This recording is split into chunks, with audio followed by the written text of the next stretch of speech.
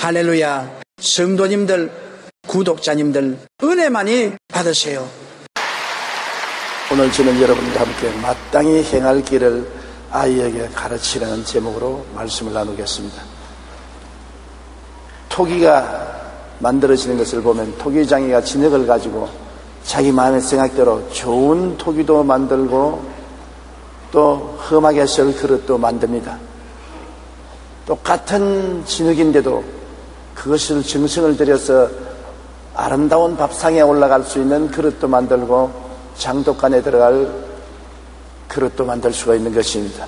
진흙이 토기장의 손안에 있듯이 어린아이도 부모님의 손안에서 그 인격이 형성되어가며 자라는 것입니다. 그러므로 좋은 교육과 나쁜 교육이 어린이의 인격 형성에 절대적인 영향력을 미친다는 것을 우리는 오늘 어린이 주일을 통해서 다시 한번 생각해 보고자 하는 것입니다. 교육이 우리의 자녀들의 미래를 결정하는 주 요소가 되는 것입니다. 첫째로 어린아이는 사랑을 먹고 삶으로 어린이가 우리 가정에 하나님 선물로 주어주면 극진한 사랑을 가지고서 길러야 되는 것입니다.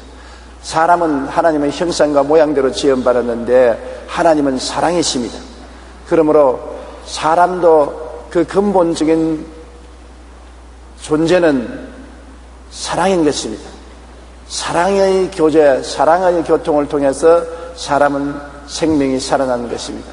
어린아이가 이 세상에 태어나서 아무리 어머니가 젖을 잘 먹이고 좋은 잠자리를 마련해 주어도 시시때때로 안아주고 뽀뽀해주고 덩어리 쓰다듬어주고 사랑을 하지 않으면 쉽게 병들어서 죽습니다.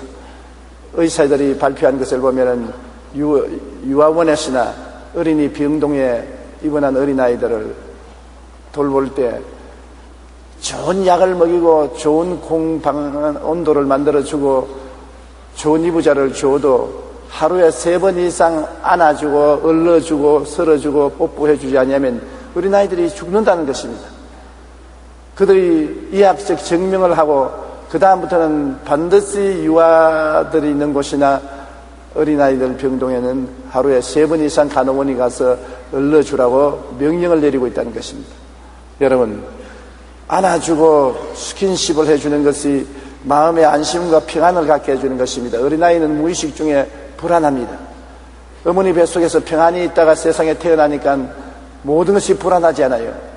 그 마음에 평안을 주고 안심을 주고 사랑을 받고 있다는 것을 알려주는 것은 아직까지 대화가 안 되고 서로 이견이 교환되지 않은 형편에서는 부모님의 사랑이 가장 필요한 것입니다. 또 이웃의 사랑이 가장 필요한 것입니다. 사랑은 말만 가지고서 사랑이 전달되는 것이 아니라 몸의 스킨십입니다. 안아주고 설어주고 엉덩이를 두들겨주고 얼굴을 비벼주고 뽀뽀해주고 그것이 가장 마음속에 안심과 평안을 주는 것입니다. 저는 나이가 이제 73살이지만은 우리 할머니가 나를 안아주고 품어주고 내 새끼하고 덩어리를 어루만져주던 그 기억이 지금도 사라지지 않습니다. 할머니 생각만 나면 할머니의 스킨십이 내 뼛속에 아로새겨 있는 것입니다. 그처럼 우리가 어릴 때 스킨십을 해주는 것은 성장에 굉장히 도움이 되는 것입니다. 마음의 평안을 갖고 안심하고 정상적인 삶을 살 수 있도록 성장하기 위해서는 사랑의 스킨십을 해줘야 되는 것입니다.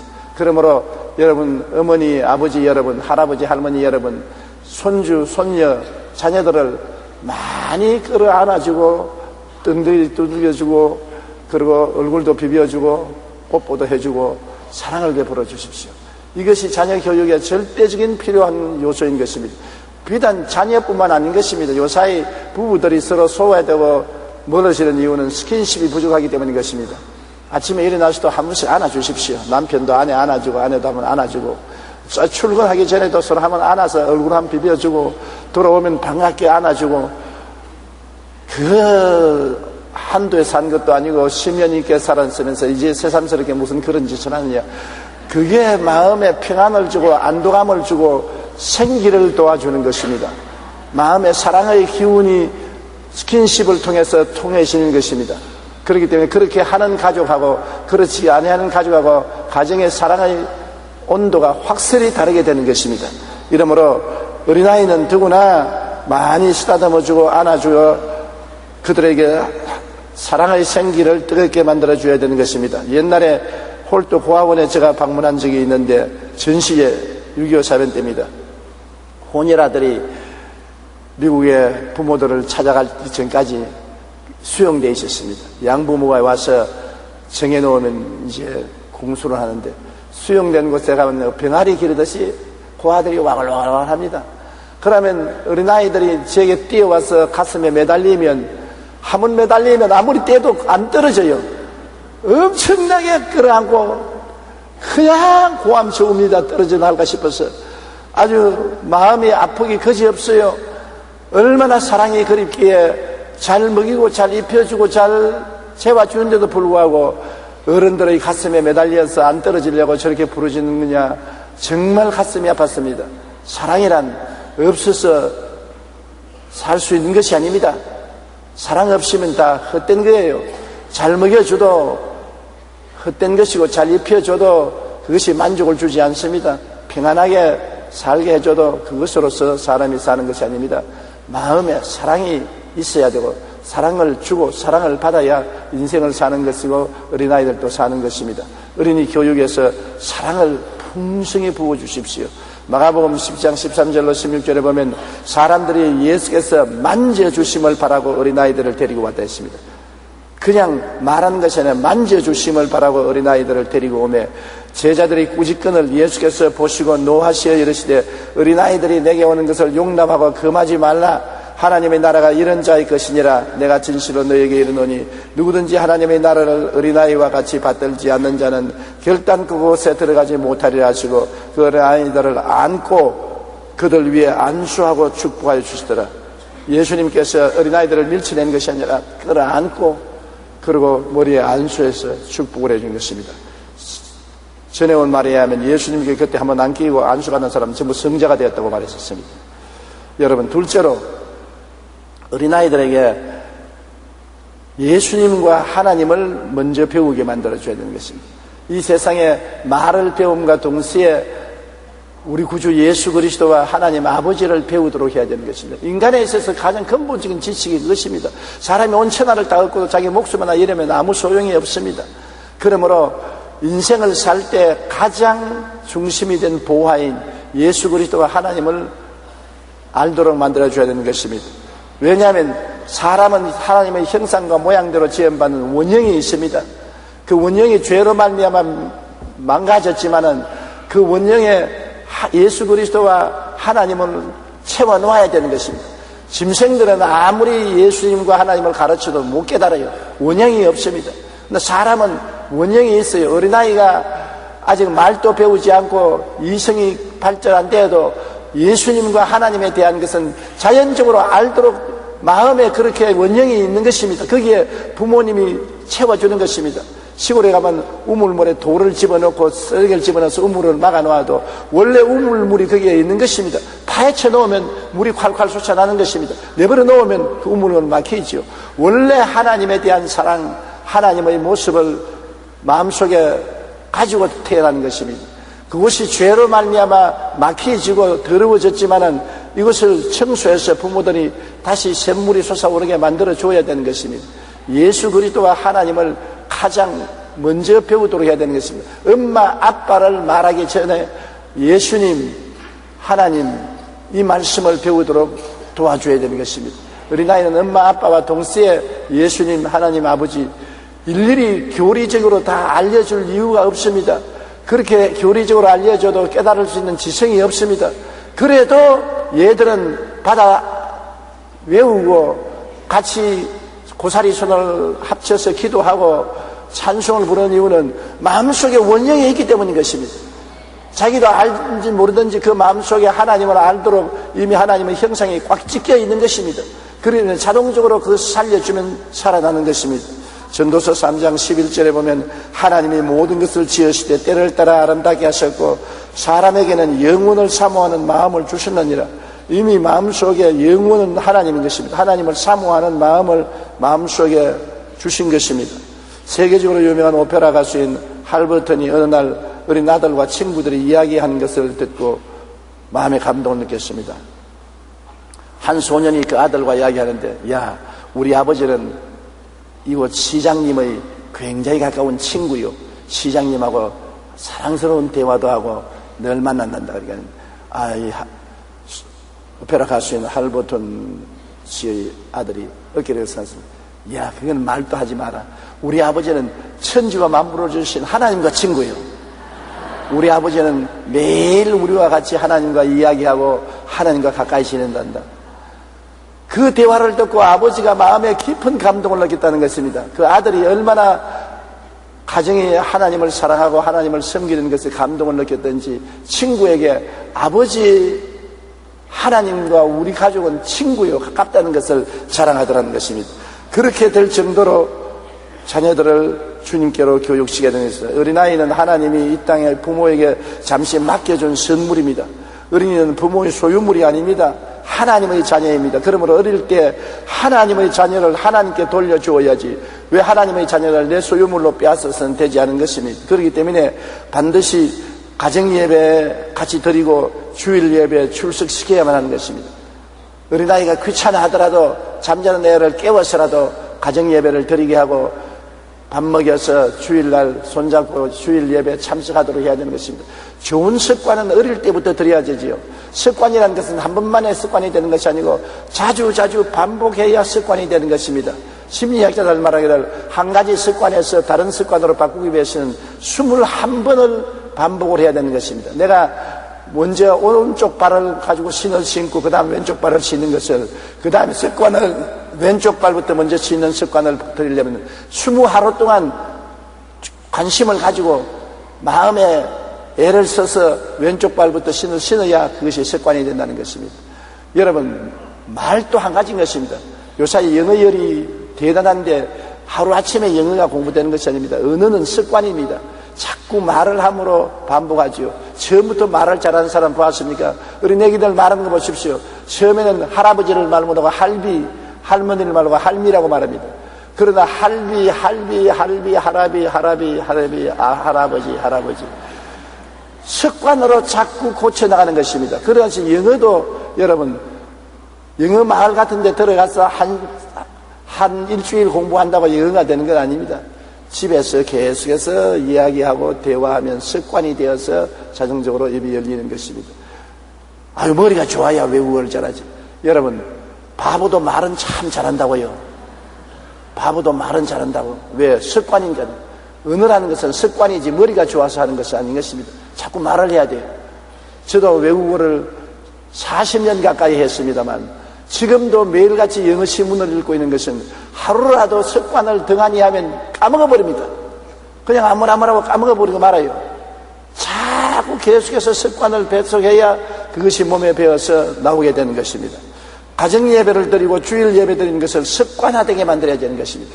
자연적으로 아침에 일어나면 가정예배 봐야 된다, 주일예배 봐야 된다, 안 보면 마음이 기쁨해서 견딜 수가 없다, 그렇게 습관을 들여줘야 되는 것입니다.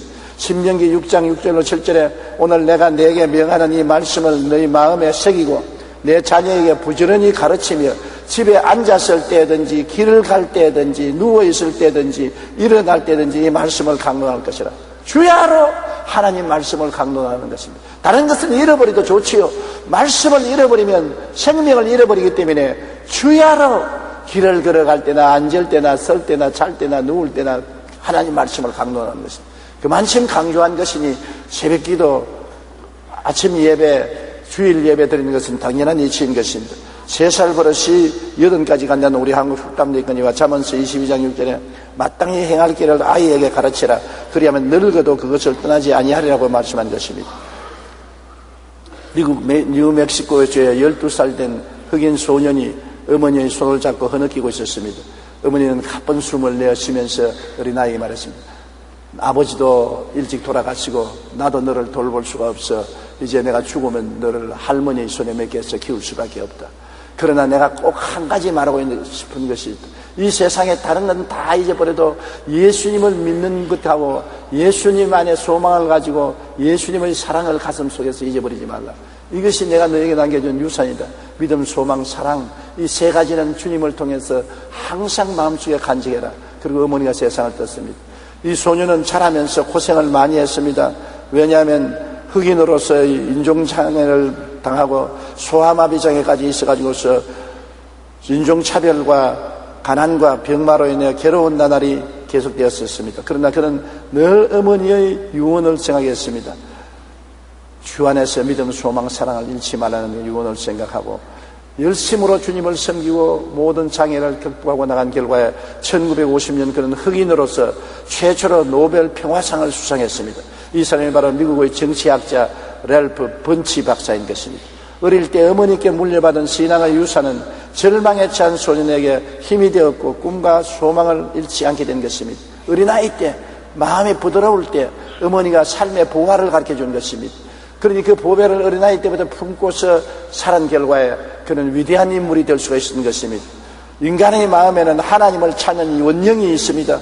부모는 그 신앙의 원령을 깨우쳐 주어야 하는 것입니다. 어릴 때부터 함께 가정예배 드리고 주일 성수하며 신앙을 가르칠 때 그것이 그의 인생을 기르는 씨앗이 되는 것입니다. 셋째로 여러분 자녀를 키울 때 성격이 좋은 자녀로 길러줘야 그가 인생을 편안하게 살 수 있는 것입니다. 성격을 고약하게 길러놓아서 결혼해서 부부하고 늘 싸우고 이웃하고 늘 투쟁하고 인생을 상처투성이로 사는 그런 사람이 많습니다. 아주 성격이 고약해요. 같이 할 수가 없는 사람이 있어요. 저도 70평생을 살아오면서 많은 친구를 사귀었는데 아주 사귀어도 마음이 편안하고 부드럽고 즐거운 친구가 있는가 하면 어떤 친구는 성질이 고약하고 비뚤어지고 꾀꾀 틀려서 만나기만 하면 상처를 입고 고통을 주는 사람이 있는 것입니다. 그런 사람하고는 인생을 행복하게 살 수가 없는 것입니다. 인생의 성격은 1살에서 6살에 인격의 기초가 이루어진다고 말합니다. 부모로부터 깊은 인상을 받을 때가 바로 1살에서 6살까지인 것입니다. 그때는 백지와 같습니다. 백지에 여러분 물방울을 떨어뜨리면 그대로 물방울이 번져나가지 않는 것입니다. 백지에 잉크로서 그림을 그리면 그림이 있는 대로 그려지죠. 이미 그려놓은 그림책 위에 그림을 그리면 그림이 되지 않는 것입니다. 어린아이는 백지와 같습니다. 1살부터 6살까지 인격이 형성되는 기초에 부모하고 제일 가까이 있습니다. 그러므로 부모의 영향력이 엄청나게 큰 것입니다. 디모데전서 4장 12절로 13절에 오직 말과 행실과 사랑과 믿음과 정절에 있어서 믿는 자들에게 본이 되어 내가 이럴 때까지 읽는 것과 구원하는 것과 가르치는 것에 전념하라고 말하는 것처럼 본이 되어야 되는 것입니다. 어린아이는 누구를 본으로 삼습니까? 부모를 본으로 삼습니다. 저는 요사이도 웃을 때 우리 아버지처럼 웃습니다. 그림 그릴 때 우리 아버지처럼 그림 그리겠습니다. 면도를 할 때도 우리 아버지처럼 면도합니다. 싫어요. 자꾸 내 모든 생활에 아버지가 접쳐나오고 나는 사라지니까 싫지만은 어린아이 때부터 나는 아버지를 본으로 삼았었습니다. 아버지가 이렇게 걸으시더라, 이렇게 웃으시더라, 이렇게 면도를 하시더라, 아버지가 식사를 이렇게 하시더라. 그것도 닮아가지고서 늘 아버지 하는 대로 따라해요. 우리 아버님이 식사하실 때 늘 비벼 자주셨습니다. 나도 늘 비벼 먹어요, 조사이. 나도 모르는 사이에 그렇게 먹는 것이 좋아지셨습니다. 본이 되어서 몸에 딱 배운 것입니다. 그러므로 부모에게 배운다는 것이 얼마나 중요한지 모릅니다. 바로 0살부터 6살까지 어린 나이에 악하고 흉악하고 고약한 부모 밑에 살면 그렇게 되는 것입니다. 아버지와 어머니의 영향력이라는 것이 자녀들에게 지을 수 없는 결과를 나타내는 것입니다. 많은 심리학자들이 입을 모아 하는 얘기가 있습니다. 사람의 인생을 결정하는 가장 귀한 시기가 태어나서부터 6살이라는 것입니다. 심리학자 홀디 마이어 박사는 그의 책에서 이렇게 말했습니다. 성인들 행동 양상의 태도의 85% 이상이 1살에서 6살 사이에 심어진다는 것입니다. 1살에서 6살까지 기간에 이미 그가 성인이 되어 어떤 태도를 가지고 어떻게 인생을 살 것인가 거의 대부분이 결정된다는 것입니다. 잠언서 22장 6절에 마땅히 행할 길을 아이에게 가르치라. 그리하면 늙어도 그것을 떠나지 아니하리라고 말씀하셨습니다. 어린아이를 잘 키우는 것은 그 아이의 일평생 인격을 형성하는 데 대해 굉장히 중요한 시기에 잘 돌봐줘야 되는 것입니다. 어머니가 어떻게 자녀를 잘 키울 수 있을까 하여 현명한 인에게 조언을 받으러 가겠다고 연락을 했습니다. 그분이 날짜를 정해서 오라고 해서 가니까 그 어머니를 정원으로 데려가더니만 정원에 나무를 여러 그루 심어놓고 그 나무를 뽑으라 그럽니다. 제일 처음에 보니까 이제 막 심은 야들야들한 나무인 것입니다. 어머니가 쉽게 뽑았어요. 두 번째는 심은지가 좀 날짜가 지난 것인데 뿌리가 좀 내렸으나 그것도 쉽게 뽑았습니다. 세 번째 나무는 벌써 심은 지 1년이 넘었습니다. 그래도 그 땀을 뻘뻘 흘리면서 뽑았습니다. 그런데 그 다음 나무는 심은 지 5년 넘은 뿌리가 꽉 내린데 아무리 매달려서 땡기고 흔들고 매달려도 움쩍도 하지 않습니다. 그래서 땀을 흘리면서 선생님 이거는 못 뽑겠는데요. 그러니까 자녀 교육이 바로 이런 것입니다. 어릴 때 야들야들 할 때는 쉽게 성격이 변화되는 것입니다. 좀 세월이 지나도 쉽게 돌아올 수 있지만 이미 5년, 10년 습관이 깊이 뿌리 내린 성격은 결코 뽑히지 않습니다. 거기에서 큰 교훈을 배웠다는 이야기를 읽어본 것입니다. 세월이 습관을 만들어주는 것입니다. 어린 아이 때가 가장 인격을 형성할 수 있는 좋은 때이고 벌써 초등학교에 들어가면 힘듭니다.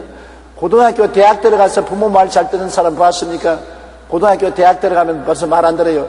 초등학교 때는 부모가 여름에 우리 제주도로 가자 하면 두 말 하지 않고 따라가는 것입니다. 중학교 가면 벌써 그중에 많은 사람이 내 친구하고 놀러 가려고 그랬는데 고등학교도 아직 말도 내놓지 못합니다. 대학은 우리는 없는 말 하지 마십시오. 자기는 자기대로 가지. 그러므로 우리 부모를 따를 때가 초등학교 때인 것입니다. 초등학교 때 신앙을 심어주라는 것입니다. 그러면 일평생에 그 신앙의 습관이 내려놓으면 아무리 세상에 나가서 세상 유혹이 흔들어도 뽑히지 않는 것입니다. 5년 이상 10년 동안 습관이 뿌려지가 깊어져 가지고서 세상에 아무리 와서 내가 흔들어도 뽑혀지지가 않는 것입니다. 그렇기 때문에 부모가 자녀에게 물려줄 수 있는 최고 유산은 건강한 심성과 좋은 습관입니다. 3살 버릇이 8까지 간다는 마음과 같이 하나님과 예수님을 배우게 하여 어린아이의 삶에 뿌리 내리게 하는 것이 부모가 자식을 기르는데 가장 중요한 것입니다. 왜냐하면 지위 명예 권세 다 얻어도 영원히 지옥 가면 무슨 소용이 있는 것입니까? 오직 영원히 사는 길은 예수 믿고 아버지 섬기는 길밖에는 영원히 사는 길이 없습니다. 그리고 인생을 만사 형통하게 사는 것도 성경을 읽고 성경대로 사는 것입니다.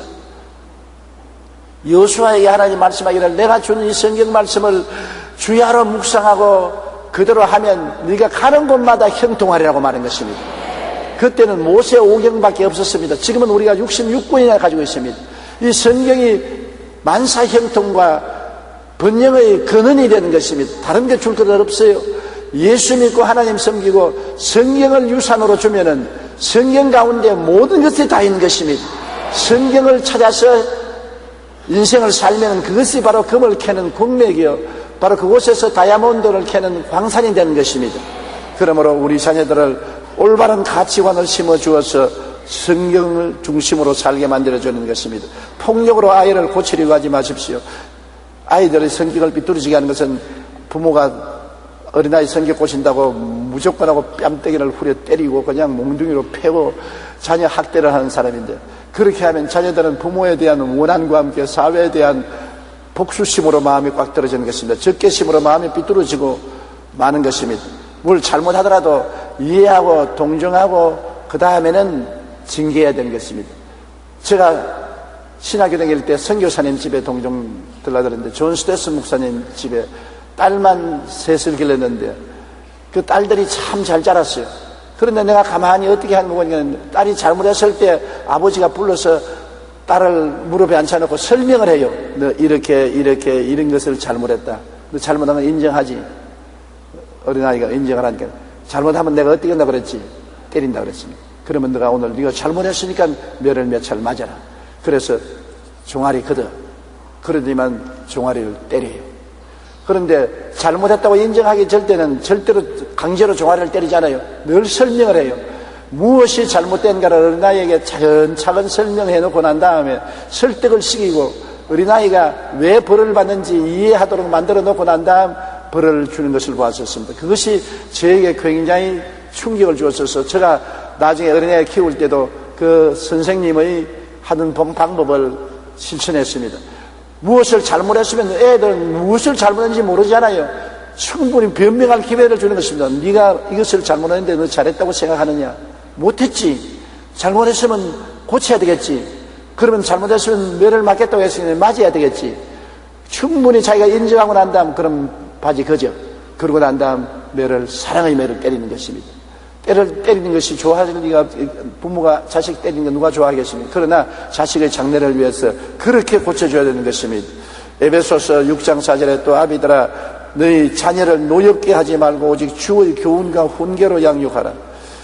이해식이고 동정하고 타이르고 징계해야지 무조건 하고 폭력으로서 후에 때리고 발로 밟고 차고 이렇게 하면은 어린아이의 마음에 적개심을 가지고 삐뚤어지게 만들고 마는 것입니다. 그건 교육도 아니고 그거는 폭력인 것입니다.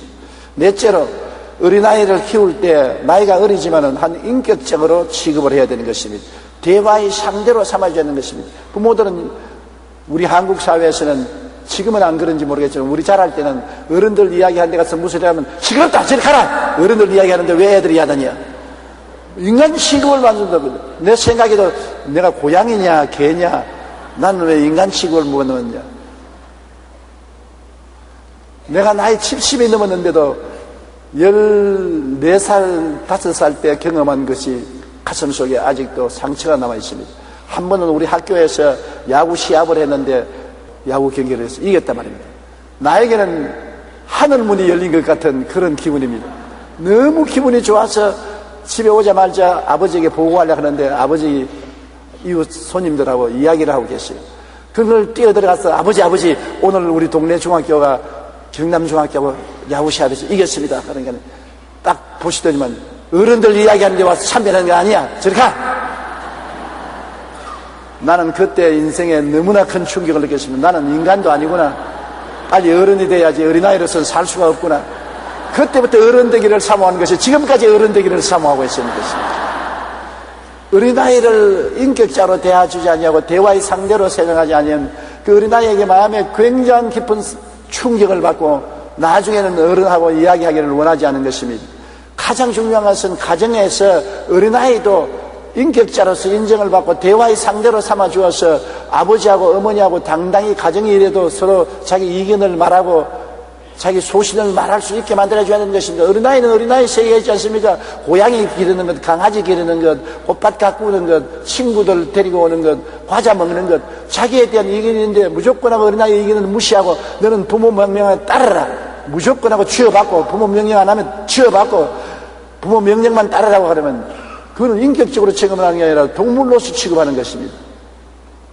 충분히 어린아이 레벨에서 대화를 하고 그들의 의견도 들어보고 부모의 의견도 말하고 이것이 좋다는 것을 설득시킬 수 있는 그러한 인내력으로 자식을 키워야 되는 것입니다. 자식은 그냥 내 던져놓으면 그냥 자라는 게 아닙니다. 들풀처럼 자라지 말고 잘 가꾸어서 자라게 만들어야 되는 것입니다. 마태복음 18장 10절을 잔잔히 귀 기울여 들어보세요. 삼가 이 작은 자 중에 하나도 없인 여기지 말라. 너희에게 말하느니 그들의 천사들이 하늘에 계신 내 아버지의 얼굴을 항상 배움나니라. 여러분 가정에 있는 어린아이를 여러분 없인 여기지 말라는 것입니다. 왜냐하면 하늘의 아버지가 천사를 보내어서 매일같이 그 어린아이에 대한 보고를 하도록 한다는 것입니다. 하나님이 상대로 여기시는 것입니다. 하나님이 중요하게 여기시는데 여러분이 무엇이기에 무시해버리고 상대로 삼지 않는 것입니까? 우리가 굉장히 이 말씀을 깊이 있게 마음에 생각해 봐야 되는 것입니다. 아버지 하나님도 천사를 보내어서 어린아이의 일거수일투족을 보고받게 하는데 우리가 어린아이를 대화의 상대로 삼지 않고 물건 취급하면 안 되는 것입니다. 그리고 어린아이를 키울 때 과잉 보호하지 마십시오. 우리가 어릴 때 보니까 우리는 그 당시에는 자전거가 좀처럼 없어서 나무 자전거를 빌리면 그 빌린 시간에 빨리 타서 자전거를 배워야 되는데 그러니 자전거를 배우자니까 얼추 넘어지고 무릎이 깨어지고 고통을 당했었습니다. 요사이 자전거는 성능이 좋지만 그때는 어른 자전거 큰 것을 올라타려니까 발통이 잘 밟아지지 않지요. 그런데 우리 친구 중에 부잣집 아들 하나는 다친다고 부모가 절대로 자전거에 손도 못 대게 했습니다. 우리는 얼마 있지 않아요. 나무 자전거도 잘 타고 도둑 자전거도 훔쳐 타고 자전거를 잘 탔는데 걔는 학교 졸업할 때까지 자전거를 못 탔어요. 과잉 보호해가지고서 다치고 상심한다고 자전거를 못하게 하니까 우리는 자전거를 타고 놀 때 그는 한 구석에 서서 팔짱 끼고 구경만 했습니다. 못하니까요. 또 한 집은 축구를 못하게 했습니다. 발에 차이고 넘어지고 다친다고 했어요. 그러나 들풀같이 자란 우리들은 그냥 축구를 하고 뛰고 밀치고 건강하게 놀았는데 부모가 축구를 못하게 해서 그는 늘 혼자 앉아 있었습니다. 과잉보호하면은 잘 자랄 줄 알지만은 그 아이가 옳게 자라지 못하고 완전한 인격으로 성장하지 못하는 것입니다. 독립심을 길러주어야 돼요. 자기가 밥도 할 줄 알아야 되고 청소도 할 줄 알아야 되고, 왜냐하면 인생은 아픔과 실패를 통하여 자라는 것입니다. 반드시 학교에서 가르치는 교육만 통해서 자라는 것이 아니라 자기가 실제 해보고 실패를 통해서 배우는 것입니다. 실패가 굉장히 좋은 선생이 될 수 있는 것입니다. 무엇이든지 다 부모가 돌봐주고 다 알아서 해주면 안 되는 것입니다. 옷도 입히는데 부모가 전부 어릴 때부터 단추 끼워주고 옷 입혀주고 하지 말고 너 손으로 옷 내복도 입고 단추도 끼고 가방도 정리해서 학교 가라. 그래야지. 학교 가는 모든 뒤처리를 부모가 해주면 나중에는 이조심이 이전심이 생겨서 독립심을 잃어버리고 마는 것입니다. 자기가 일어나서 이불도 개고 방 청소도 하고 옷도 자기가 입고 가방도 정리해서 학교 갈 수 있도록 그렇게 해줘야지. 귀하다고 아침에 일어나서 세수도 다 해주고 옷도 다 입혀주고 정리도 다 해주고 가방까지 다 만들어주면 그는 결코 자라지 못하고 독립심을 갖지 못하게 되는 것입니다. 자기 옷도 삐뚤어 입어보고 바지도 거꾸로 입어보고 화장실에 가서 소변 올라왔는데 소변 구멍을 못 찾아가지고 보니까 옷이 거꾸로 입어있고 자기가 실수해야 조심을 하고 이건 안 되더라 이건 되더라 배우지요. 누가 돌봐주면 안 되는 것입니다. 실패의 아픔을 통해야 자란다는 것을 알아야 되는 것입니다. 잠언서 23장 13절로 15절에 아이를 훈계하지 아니하려고 하지 말라. 채찍으로 그를 때릴지라도 그가 죽지 아니하리라. 내가 그를 채찍으로 때리면 그 영혼을 서울에서 구원하리라. 잠언서 29장 15절에 채찍과 꾸지람이 지혜를 주거늘 의미로 행하게 버려둔 자식은 의미를 욕되게 하느니라. 무엇인지 자기 마음대로 고함만 치면 다 들어주고 응성만 부리면 다 들어주고 하면 완전히 버리지 않습니까? 부모가 잘 타이르고 교훈하고 가르치고 난 다음 안 들으면 그때는 내가 채찍에 때린다. 나하고 약속이다. 내가 요번에도 또 잘못하면 자 아빠가 때린다. 엄마가 종아리 때린다. 약속이다. 그러고 난 다음 잘못하면 이유를 설명하고 설득해주고 인정을 받고 난 다음 채찍을 때렸어. 고치는 것입니다. 사람이 채찍으로 얻어맞으는 그것이 마음의 영혼 속에 깊이 박히는 것입니다. 짐승들도 때리면은 나중에 주인의 말을 잘 듣지 않습니까? 그리고 여러분 자녀 기를 때 자녀에게 자꾸만 학교에서 성적 잘 받아오라고만 강요하지 마십시오. 학교 1등이 사회 1등은 절대로 아닙니다. 나는 지금까지도 늘 감격적으로 느끼는 것은 우리 초등학교 때 늘 1등 하던 애들은 벌써 다 죽었어요.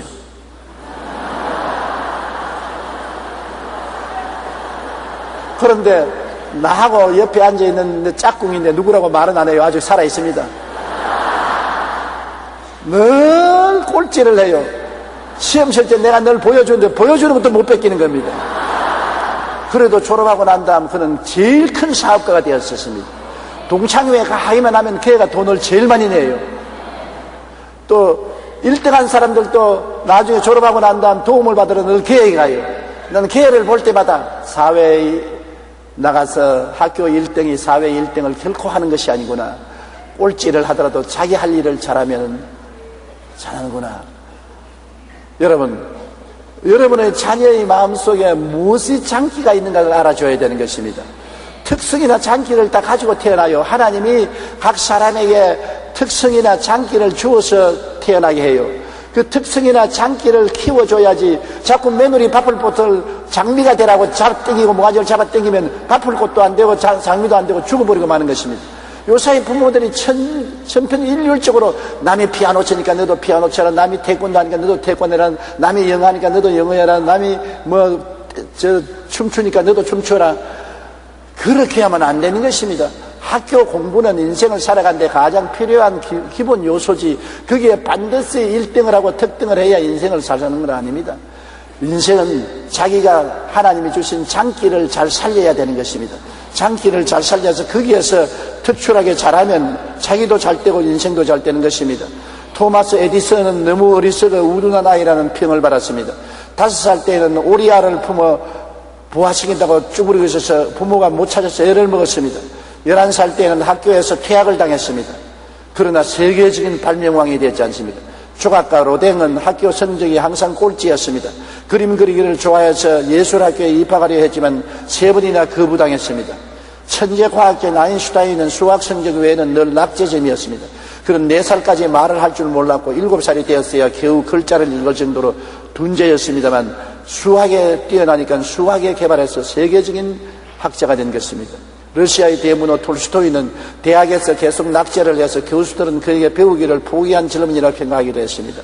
이처럼 세계적인 과학자나 예술가들도 어린 시절에는 악평을 받았습니다. 그것은 아직 그들의 재능을 발견하지 못하기 때문인 것입니다.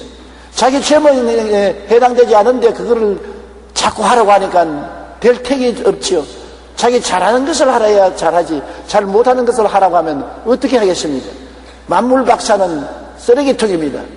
여러분, 쓰레기통에 가면 담배꽁초도 있고 밥지꺼기도 있고 종이도 있고 수건도 있고 온갖 것 다 있잖아요.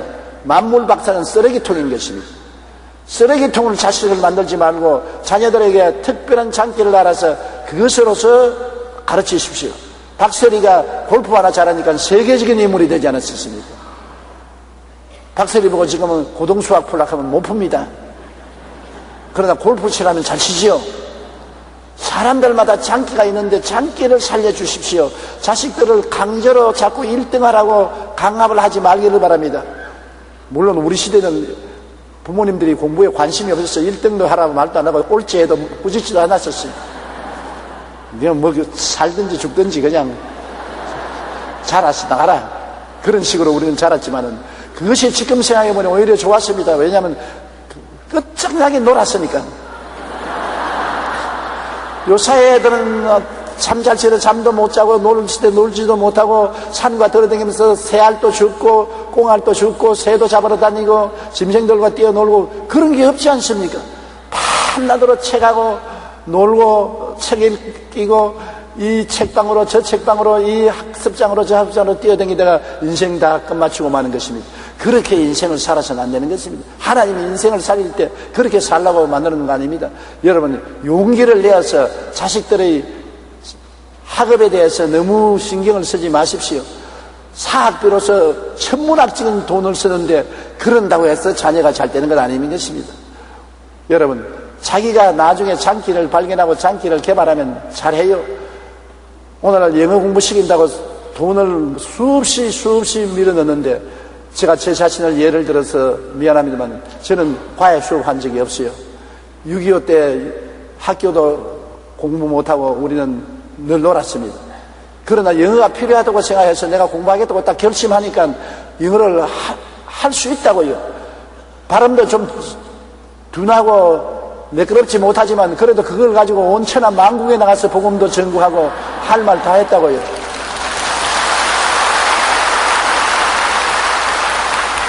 저는 과외도 못해서 아니라 정상적인 학교에서 영어 수업을 받은 것도 별로 기억나지 않습니다.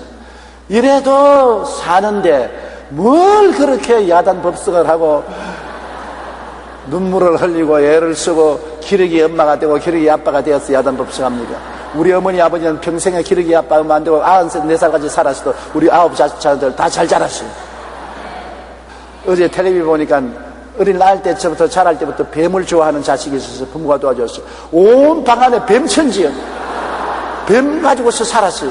학교 공부도 안 하고 뱀만 모으고 뱀 가지고 살았는데 오늘은 세계적인 뱀학자가 돼가지고서 뱀독을 뽑아가지고서 사람의 병을 고치는 일에 전념을 하는데 얼마나 유명해졌든지 한국 텔레비까지 다 나왔지 않습니까? 뱀 하나만 성공을 해도 한국 텔레비까지 나올 정도로 유명해졌을 것입니다. 그런데 뭘 가지고서 만물 박사를 만들려고 합니까? 오늘 우리 자녀들의 학교 성적이 조금 나쁘다고 해서 대학 입시에 떨어졌다고 해서 그들의 인생이 실패한 것은 절대로 아닌 것입니다. 지혜로운 부모는 자녀의 소질을 발견하여 소질과 특성을 개발시키는 것이 부모가 해야 될 일이지 부모의 욕심과 꿈을 희생물로 삼지 마십시오. 부모가 자기 못한 것 자식에게 시키고 부모가 달성하고 싶은 꿈을 자녀에게 덮어 씌울 수가 없습니다. 내가 대통령 보냈는데 왜 대통령을 하라 합니까? 나는 우리 삼촌 이야기를 하고 싶습니다. 우리 사촌 동생이 몸이 좋지 못해서 성적이 학교 공부를 잘못하고 나중에는 나이가 먹어서 장가 들어서도 신문 배달하고 살았습니다. 그 삼촌이 불러다가 탄식을 했습니다. 야, 너희 사촌 형인 조용기 보아라. 조용기는 자라서 세계적인 목사가 됐는데 너는 이 꼬락지가 뭐냐? 그러니까 가만히 있다가 아버지는 왜 박정희가 못 되었습니까?